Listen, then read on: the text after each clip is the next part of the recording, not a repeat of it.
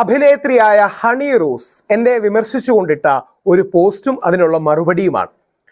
ആദ്യം honey റോസിന്റെ post എന്താണെന്ന് നമുക്ക് കാണാം. ശ്രീ രാഹുൽ ഈശ്വർ, താങ്കളുടെ ഭാഷയുടെ മുകളിലുള്ള നിയന്ത്രണം കേമമാണ്.